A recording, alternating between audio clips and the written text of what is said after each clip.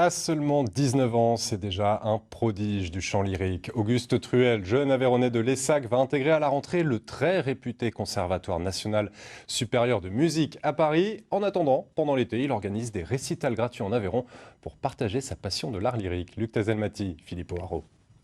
Andiamo, ok. Andiamo bene, andiamo, nel bene a ristorar. Dernière répétition pour Auguste avant le récital de ce soir en la cathédrale de Rodez. À ses côtés, la soprano Nathalie Manfrino et le contre-ténor Fabrice Di Falco. Deux grandes voix qui aident ce jeune lauréat des voix de l'outre-mer à mûrir et à grandir.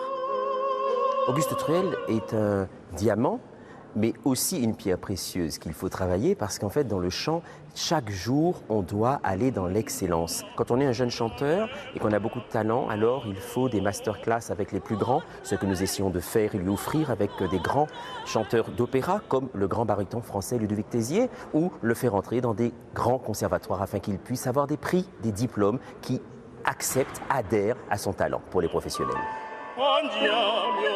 Airs d'opéra ou religieux, Puccini, Mozart ou Gershwin, pour nous faire aimer le chant lyrique, Auguste nous offre une quinzaine de morceaux pendant 1h30. La gratuité permet d'ouvrir les portes et de se dire que en fait, c'est pas si difficile que ça de pouvoir écouter des voix lyriques, des œuvres lyriques, et qu'il suffit un petit peu de rechercher, de s'intéresser. L'an dernier, ils étaient 1200 pour voir le premier festival d'Auguste. Chanteur, organisateur, sous l'œil bienveillant d'Agnès, sa maman. Il avance vraiment dans la direction où il voulait aller, mais moi je trouve que c'est très rapide, quoi. Voilà.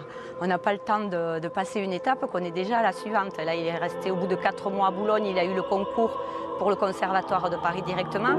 Jeudi, le trio se produira au Sacré-Cœur de Millau, mais ils reviendront en octobre et en mars avec de nouvelles partitions pour rendre hommage aux divas de l'opéra.